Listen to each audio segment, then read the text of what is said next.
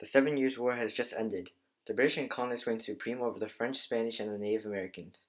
Now that the conflict has ended, an agreement is being conceived to split up the land. The meeting place is Paris, France, and the year is 1763. Good afternoon, gentlemen. Let's get down to business, shall we? Aye. Now that the war has finally ended, we can come to a peaceful agreement. Rightly so. As a winner of this war, I wish to have access to all of New France. I object. The Spanish will not give up our claims. Although we side with the France, we will not deal with this harsh consequences. Surely we can work something more fair to all. Alright, have it your way. Now, let's not raise our voices. The three countries fought over a period of several months before finally coming to an agreement. What do you have for me this time? I wish to maintain claims of land east of the Mississippi River. And the rest of you agree to this matter? We, all except for New Orleans. See, that will go to my people. We give up our claims to Florida as well. We receive the shorter end of the stick, it appears. We offer Spain all land in Louisiana and everything west to the Mississippi River. It is final then. The British will get everything east of the Mississippi River, including Florida, and the Spanish will get everything west of the Mississippi and New Orleans. Unfortunately, France gets nothing. After the French got driven out and the colonists are pushing westward, the Native Americans are faced with difficult decisions. They amassed the chiefs of the Shawnee, Delaware, Chippewa, and the Ottawa to decide if they should go westward or fight colonists. Welcome, esteemed chiefs. As all of you are aware, we are being pushed westward by the colonists. They have fenced our hunting grounds and thrusted us into unknown lands. Who knows how far they dislocate us? We must act now. Indeed, with the French gone, who will aid us now? We need more help. We can't just do this ourselves. Now, let's not jump to a conclusion. My tribe, the Delaware, has received warm blankets from the colonists as a sign of goodwill. For now, let us continue westward to keep the conqueror between us. Alright, let the colonists seek to keep the peace between us, and we just stay our hand. Chief! What is it? Numerous members of our tribe have gotten ill with an unknown sickness. We believe the source of the illness to be the blankets the colonists have given to us. Villains! This will not remain without consequence! Chiefs, the colonists have turned against us. My tribe has gotten ill due to the blankets. Just as I have said, the colonists will do anything to take the land. We must fight back. Very well. We shall defend the land given to us by our ancestors and refuse to give it up until the last man takes his final breath. Huzzah! But how shall we reclaim our land? We cannot immediately raid the towns. We don't support from the French. We must annihilate them. We must charge eastward and exterminate every village in our sight. Let's not be so savage. You do not have the troops nor the weapons. If only we had the French. They have killed my brothers, my sisters. If you will not engage the British with me and my tribe, the Ottawa will wage war on its own. Enough. I understand your pain. I have lost those close to me as well. Nevertheless, we will not sacrifice more of our family because of a vendetta. We will plan, slowly and carefully.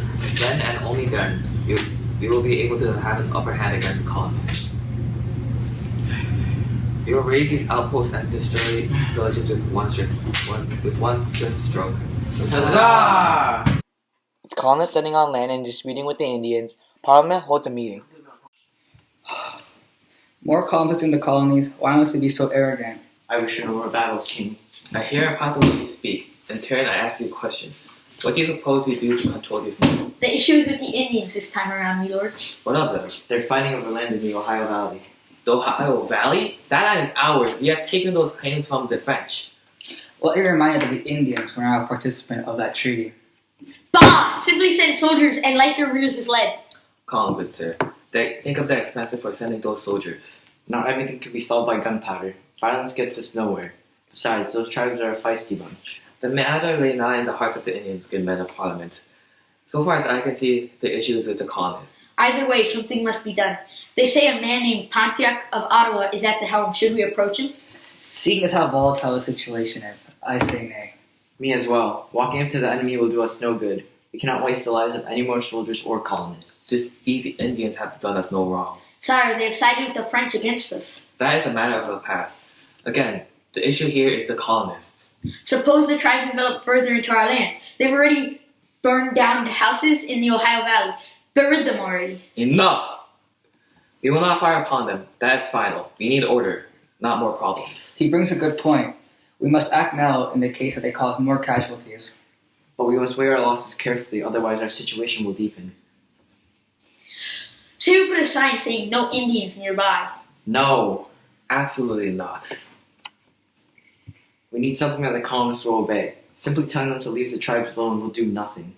We need a way in which both the colonists and Indians will respect our authority. Something reasonable in which we need no soldiers to maintain. We have most of the eastern coast, including Florida, now king. Suppose we can sacrifice some to the tribe. That's the most logical thing I've heard from you this entire session. I'm humble. How fair is the land east of the Appalachian? As long as we maintain ports by sea, we should be well off. There still leaves plentiful rich soil for the colonists to settle. Alas, it's a worthy sacrifice. Now we're getting somewhere, boys. As long as they reside in their land and we in ours, no more trouble shall arise concerning them. We shall settle this by document. I proclaim land west of the Appalachians be left to the Indian tribes. Colonist settlement is hereby forbidden and will prove consequences by us or by Indian. All in favor? Aye. Terrific! Session over. Good work today. Let me write this all down. Oh, just a minute, my lad. What year is it again? 1763, my lord. Can we still plant the sign? And so the proclamation of 1763 was declared unto the colonists to bring peace with the natives. To Parliament it shared much promise to reign and hold the colonists. However, the colonists ignored this law by sending west into the Ohio Valley. Once again, Parliament meets in Britain to discuss solutions on how to enforce the King's law. Those blasted colonists are at it again. Why must they continue to disobey the rule? After the proclamation was posted, they were engrossed and even tore down the bills and signs. We received further information that they persist to settle on the Ohio Valley. This is dreadful. Why can't they just obey the Majesty's law? I propose a way to somehow enforce this rule. What do you have in mind, sir? Suppose we put a fence with guards across the Appalachian. Where in the world do you manifest these preposterous ideas? We'll have to punish them. We have given them a chance already, and they still continue to disobey. This is preposterous. We must show them who their ruler is. Kill them all. Enough talk of killing. That's not the solution to any of this. Get your heads together. Apologies, Majesty. These colonists perturb us to no end. They're part of our country and therefore will follow our rules. However, it is more difficult to enforce them on people so far away. Suppose we bring the law to them. That's the problem. None of our acts seem to affect them. Maybe establish a parliament house in the colonies?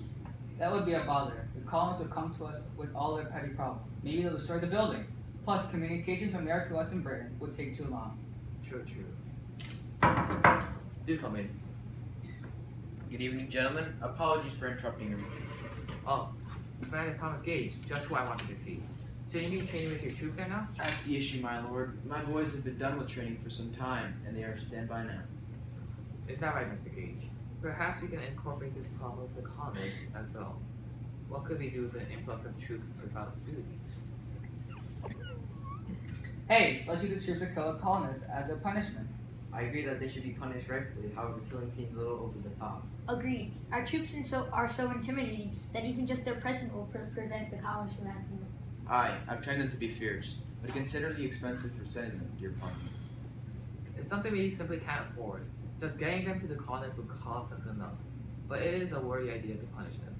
I, myself, would not enjoy having a troop constantly patrolling my town. Imagine one practically living with you. I would be extremely horrified and aggravated. If we cannot house and tend to our men, we should have the colonists do it instead. What do you mean by this? Let them house the troops under any means necessary. Have them feed them, or else they will be arrested. Sounds like a plan. What shall their purpose be again?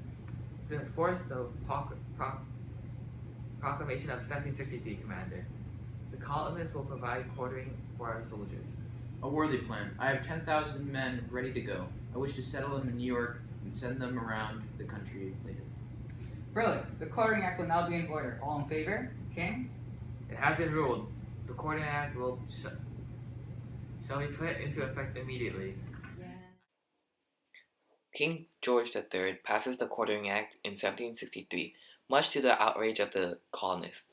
Soldiers are sent to enforce the proclamation of 1763 and are in search of housing and a warm meal.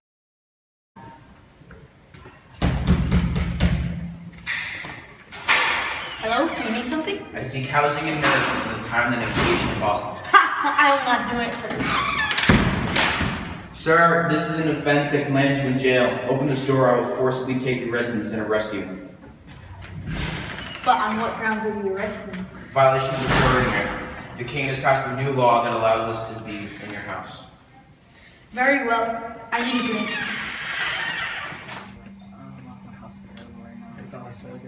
Have you gentlemen heard about the Quartering Act? You mean the act that kicked me out of my house? Yeah, I know. This act's unbelievable. I have enough trouble feeding my family as it is. I won't be able to feed another mouth. I'm just worried about my possessions. Who knows what they'll do when I'm not home?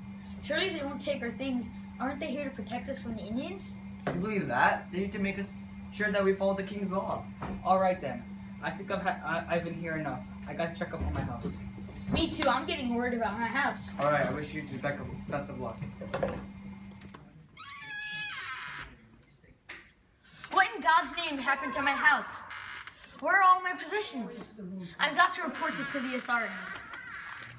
Due to the lack of evidence you present us, I'm afraid we can't take further action.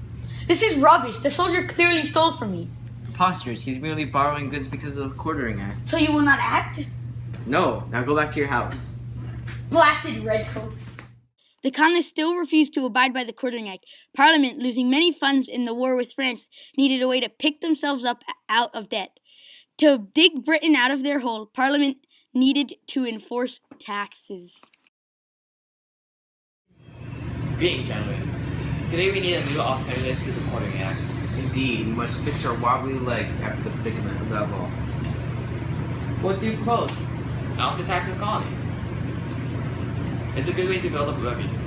How about we tax their ale? That may work. You imbecile! Would you like the colonists to go thirsty? All they drink is ale. You can't tax food or drink. Offensive. How about ink? Is that a good idea? Ink lasts a while, so it's not widely purchased. True. However, we don't want the colonists to go broke. Ink is hard to ship as well. Aha! I know the answer, and it was lying in front of us the whole time. Well, what's the idea? You were challenging my patience. Colonists use paper for all of their needs. Suppose, if they need it, they will go to one of our offices and buy only special stamped paper. Splendid idea. That might actually work. We shall tax a halfpenny per sheet of paper and silver coins. Those who disobey the laws will be tried in courts without jury. It is done then. We shall pass the Stamp Act. Aye! After Parliament passed the Stamp Act, many colonists were outraged. There were many riots from the new protesting brigade, the Sons of Liberty. This boycott is not working. We need a way to be more aggressive. Any suggestions? How are we going to fight it out? I'll elaborate the plan, sir. You shall burn the stamped paper. Good, go on. Why not make it dirtier? Let's shame the taxpayers in public by covering them with tar and by topping it off with feathers. The tar and feather method. Excellent. After the Stamp Act was repealed in 1766 due to the rebellious actions of the Sons of Liberty, money was dry in Great Britain. Once again, the King and Parliament meet to discuss how they can receive revenue to pay for soldiers stationed in America. However, the British are slightly miffed and will punish the colonists even more severely. Good afternoon, gents. There's been corruption among the colonies. A group by the name of the Sons of Liberty has arisen and is rebelling against us. We have been forced to repel the Stamp Act, and now we must extract our vengeance. I agree. We ensure strength and power. Then we send more troops. Surely they won't play with us anymore. We cannot be so reckless with our money. We could barely afford the first set of troops we sent. I see we must kill two birds with one stone. As you know, I am no friend with the colonists, and I have long ago devised a plan which will succeed with no repercussions. Do tell. We are desperate. Our money is running dry. We'll do anything. Very well. I have one condition, however. The law should be named after me. Fine, it's a deal. You must tax the colonists on the most frequently used items. They cannot do without tea and paper. We need more money than that will get us. Why don't we tax paint, lead, and glass to raise our income further? Hooray, we can finally raise enough money to support our citizens. Good work today, gents. Parliament still needed a way to put taxes on goods in the colonies. With the passing of the Townshend Acts, they found their solution. However, like all laws, the colonists in Boston protested. Can I plan once more, sons and daughters? What now, Mr. Adams? Have you not heard? The Townshend Act has been posted that Charles Townshend is trying to tax us again. They've even suspended New York's assembly. We cannot do any business without meeting the demand of Thomas Gage. Why must we be punished to house those dirty redcoats? Have you heard of soldiers searching people's premises? Under what law? They cannot possibly be allowed to undergo recognition. That is a violation of human rights. They use writs of assistance to combat against smuggling. This is nothing but bad news once more. Sons and daughters, we must take action against this. Since Since the founding of our group, that has been our purpose. We must show them that we will never abide to their control. I see nothing better to do but start a boycott. That sounds like a plan. I shall refuse to buy British goods at all costs. Good, but we need more. Something else can surely be done. We can spin our own thread and make our own clothes. Only drink herbal tea and buy American-made goods. Perfect. We need to promote this boycott elsewhere. We will spread the word and Britain will fall again. If our plan works, trade will soon be abolished between us. What happens if the lobsterbacks become suspicious? I hear they plan to send more troops to Boston. What will be our plans then? We will keep strong. The date is March 5th, 1770. Tensions have been high in Boston since the establishment of British troops in Massachusetts after the passing of the Townshend Act. Today comes a big turning point in early America. Lobster back. I'll leave you once. My daddy says that you're bad people that are trying to take away our money. You must scram. Why should I? I have no time for jokes. Leave, scoundrel. Ugh. Daddy!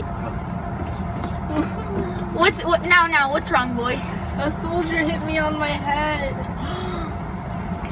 A British soldier? What? Don't worry, little boy. We'll fix this for you now. Now, where's the soldier? He was outside the customs house. The sentinel of the customs house? Thank you, child. Sons of Liberty, assemble! You're the one that hit my son. That was your son? Well, I done on a Ratley offense. He's in Matthew and he. I know where he learned those words. You Yanks are bad in the country, especially Sons of Liberty folks. Don't you dare speak about us like that. What gives you the right? All you filthy lobsterbacks are the same. Each and every one of you guys say. Yeah. Listen here, lad. Yeah. Hey! What's going on, you guys? This soldier unjustly injured my son. That's simply not how it happened, yet these men That's continue exactly to... how it happened. Don't lie to cover up your deeds. Yeah, eat this, buddy, back. What's going on What's going on here? Nick the lad on the year and you went of kind to the sons. Bad move. Well, don't worry. We can solve this down. Alright. What are you guys whispering about? Finding a new way to tax us colonists? Yeah! My neighbors, these soldiers have gone as far as injuring our children, as if we thought they were any worse. How can we let them walk our streets? Yeah, rascals! Scoundrels! Alright now, move back! Leave me at once, unhand me. What you say the same about you? That's right, lobsterback. Lobster back! We don't want you here. This is the final straw. Boston is our city. Yeah! Call the captain. Sound idea. Lobster What's going on here? I'll fill you in, Captain. So, We outnumber you. Your numbers don't scare us. Soldiers, placed bayonets, columns. If you do not calm down, we will take necessary action. Like we said, you don't scare us, you scum. We have weapons of our own. Bloody backs. Fire at us. Prove how evil you truly are. Prove your case. We lobsterbacks are evil, every last one of you.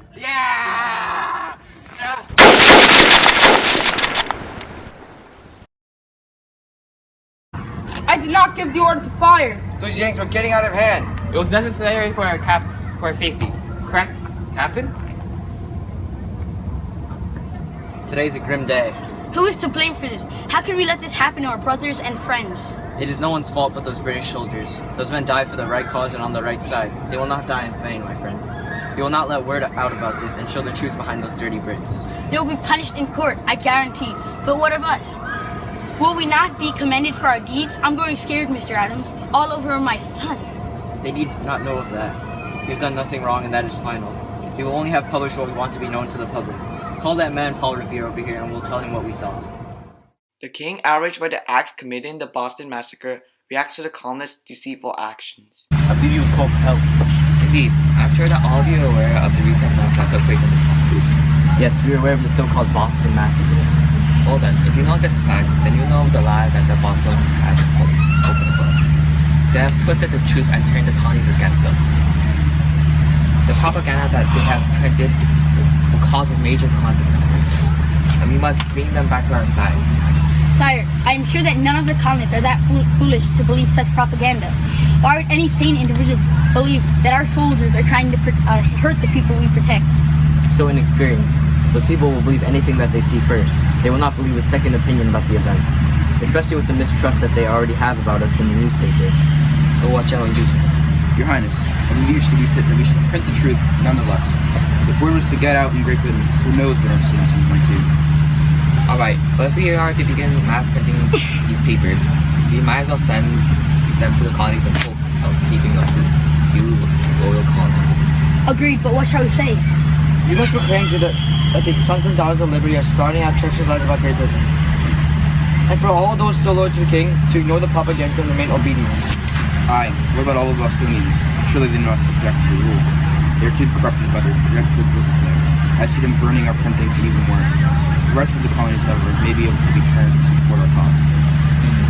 You're correct. It seems as if the hotspot for all this trouble is in Boston. The other colonies, for that matter, seem to be obedient to my law. Perhaps only Boston should be punished? Any ideas? Eliminate them. They deserve to die. If they don't obey you, they are helpless to your cause. Well, have you spoken of this? Do you not understand? We have sent soldiers. We have punished them with tax. And now this massacre of theirs has put them in even worse spirits. They're an ignorant bunch, those Bostonians, and I admit that they are the most troublesome of all the colonists. What else could be done that hasn't already been done? I fought a war for my children, and yet after all these years of help I've given to them, they still continue to resent and rally against the mighty Great Britain. That is true, my lord, yet I fear for the worst. I sense a great drifting coming between us and them. What becomes of us when they get more rowdy than we can control? We needn't worry about that now. What we need is a solution for here and now. We have none of that at this time. It seems the news of this event has shocked us all to the core. Get word to Thomas Gage to put more troops on active duty. With a partner on hand at all times, it's certain that we do not have any other incidents. I hear what you speak and return your question. Have you ever imagined what it's like managing a place of your people so far away from home? I'm sorry, Your Majesty. I do not mean to offend. Meeting adjourned. I need time to think things over. Do not return to me unless you have a solution. Keep Boston in your minds, members of Parliament. Yes, Your Highness. What has become of my once loyal subjects? They lied to me, each other, and themselves. All for what? To avoid taxes? To wreak havoc in their own homes? I don't understand what's going on in their minds.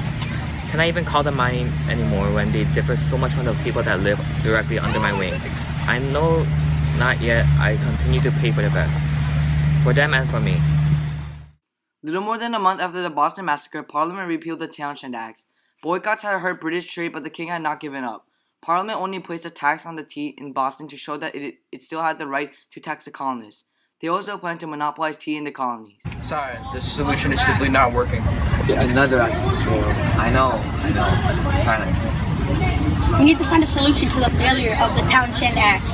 Just like the other acts, the colonists are outraged. It seems nothing we could do could possibly please them. Somehow we must stop the rioting in the colonies. I think this is impossible. There is no way for us to make revenue while satisfying the colonists. There's nothing that can please them. They're simply too ignorant. I'm sure that if we put our heads together and think, we can surely find a way. We have removed the Townshend Acts and will punish them in another way. How about we cancel taxation and bring back the Quartering Act? We have already deduced that the Quartering Act has no effect. The colonists refuse to harbor our troops. Back to taxes. What is commonly used that we can exploit? Well, we already tried paper with the Stamp Act, and the Townshend Act showed that taxation does not work on other items. But I think tea is good. The colonists seem to fancy that as much as we do. That is a great idea. It could provide a good amount of revenue for us, but how will they react? They will just boycott the item once again. Regardless, we need to tax something like tea so you can show that we have the right to tax them. Like you stated, tea is a common beverage that most colonists cannot go a day without. Won't this surely provoke and anger them? Are you not paying attention? It will provoke and anger them, but it will show them who rules over them. This seems to be the right way to go right now. Our goal should be to monopolize tea so we can knock colonial tea businesses out of the industry. All the money earned will go to us. Maybe we can even completely monopolize the market for lumber, glass, and paint. Let's not get ahead of ourselves. We must see if this tea act works. Now that we have figured out our solution, we should begin making preparations for the tea. Indeed, we shall start sending ships loaded with barrels of tea. We will focus our attention to Boston, as they are the worst of them all. Do not forget that the tea costs much lower than the cost of the colonist tea. Without doing this, there is no way we can make a monopoly. This is official. We shall not pass a law as a tea act. Good work, men. Parliament's tea act sparked the colonists once more, especially the ones in Boston. The king gave the colonists 20 days to unload the tea. On the 20th night, Sons of Liberty find themselves at a rush to take action. Now, everyone, calm down. We must all devise a solution for the large amount of tea that the king has sent in Boston. Like the other colonies, we must do something to go against the tea. Yes, I agree. I've heard that in Charleston that people unloaded cargoes of tea and stored it in damp cellars so it would not rot. In New York City and Philadelphia, the ships were turned away from the harbor. It seems the king is going after us, and us alone. The tea will be unloaded tonight. We must act quickly. Alright then, they are planning to steer a monopoly on tea. Who knows how much further they will take it? Why not the Sons and Daughters of Liberty all meet at Old South Church to discuss further? Okay, we shall plan ahead from there. Aye. The colonists find a solution in the best way they know how: alcohol. We've been here for who knows how long. I'm tired of all this waiting. Does anyone have any good ideas? I got it! Oh, what is it? What is it?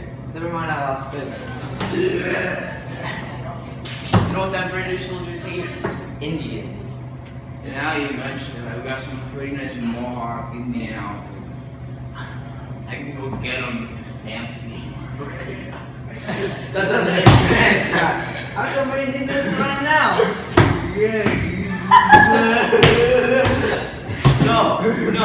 No more dancing. What about all that tea? Give me something. No more of this drunk madness. Well, actually, why don't we go out there and spook guards with our Indian outfits and dump on a tea somewhere? That's too much to take all at once. Holy stuff, it all on a big pot. Big T.O. shit. Why, that's not too bad of an idea. Why is that there? You got a big old pot to put it in. No.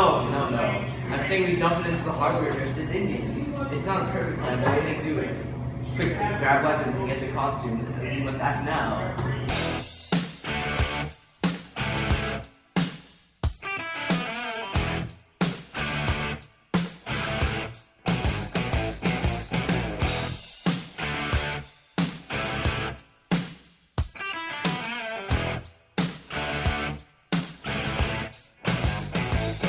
Take the boat and open the crates. I've disarmed the guards and we're ready to go. Are you sure this is the right idea? The king did help us win the war, and we have really never destroyed his property ever before. Now that I'm having a few second thoughts. What? You wish to stop now? After all that we've done to get to this point? No, we will continue and go through with our plan. If we do not stop the king now, he will have complete control of our economy and he will have to bend down to his every word. I will not stand for this. Now, are you with me? Yeah!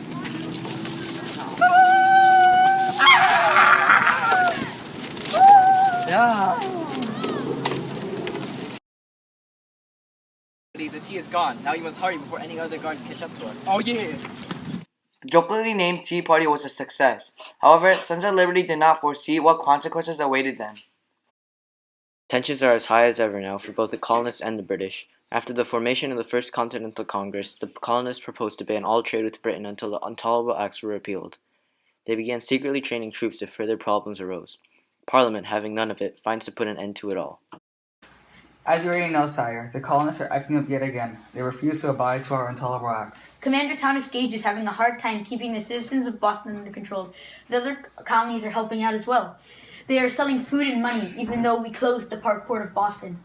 I see that they still have not paid for the dump tea. Yes, Your Majesty. We still have many expenses to pay for because of them. They are under the impression that another boycott will put an end to our actions. We have let them slip too many a time. I see a reason for anger. You did not exactly find success in the Stamp Act and the Quartering Act. Now I will attend for each problem individually and as best as I can. To start, sir, they have sent a bill to put an end to the Intolerable Acts. They did not mention anything about paying off the tax of tea. I overrule that. Let it be clear that the Intolerable Act will stay up and that any offenders to its rule will be hanged and continue to stand trial in our state court of Britain. My reign will be deemed supreme. They are going to bypass our closing of the port by other means. My lord, their smuggling actions still continue. We are yet to find out how they do it, but we suspect the Sons of Liberty are associated. Most reign. I will find a way to put an end to that as well. Tell the troops to closely manage all people entering and leaving the Massachusetts colonies. I want anyone acting dubiously to be investigated further. Most worrying is the threat of a shadow government within the colony, sir. We have received claims that they are operating under our noses and against us. They are all people to believe that we are not considering their rights. Most worrying, that is indeed. I see that we have reached a time where peaceful behavior will simply not cut it. I have given them chances to realize this, multiple. They condemn themselves by boycotting our laws and finding several other loopholes. We will not stand for this anymore. I shall send our troops to aid Commander Gage. They will find the root of this rebellion and deal with it as fit. This will be final then? With all due respect, are you sure we are not going into this headstrong, my king? As fast as could be. We will take action among the colonies as soon as possible. Put as many as possible in Massachusetts.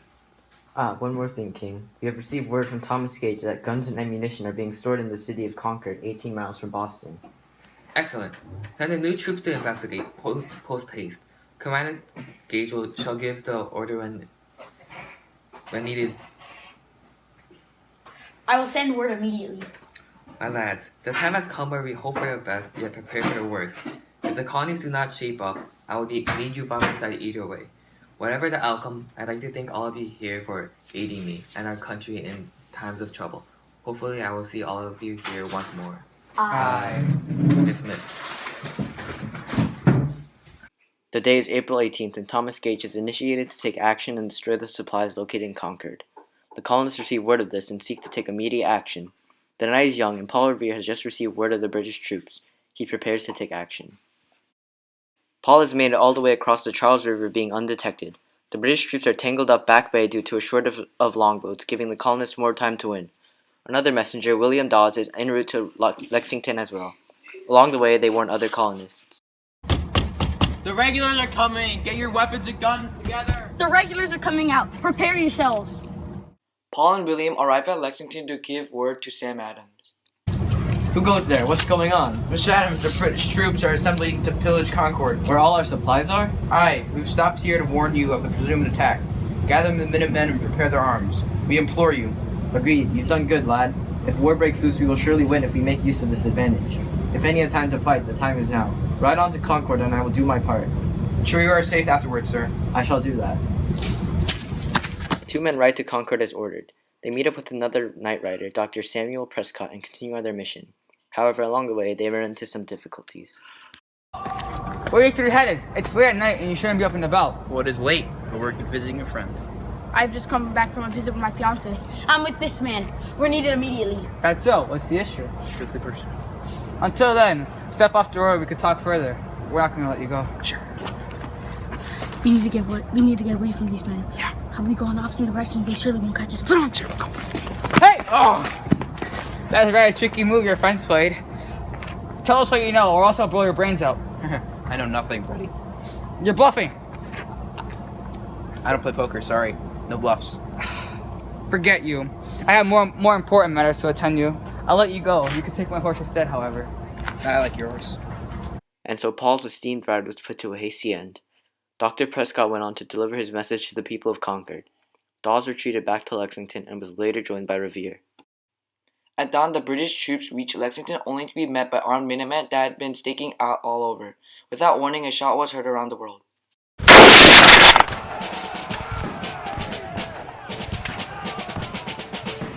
On that day, the Revolutionary War had officially begun.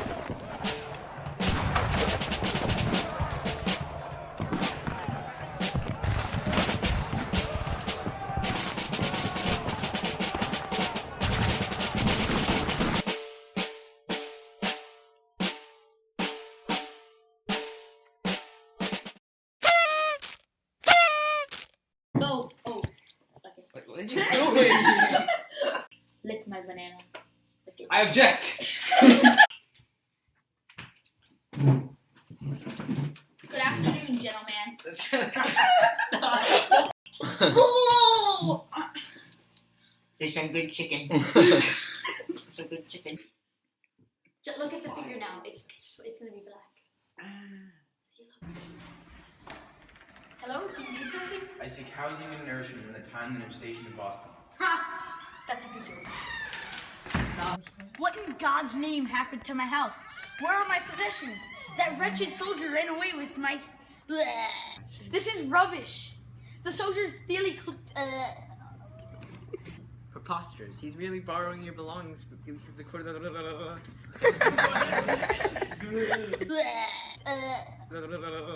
We have been forced to appall the Stamp Act, and we must extract our...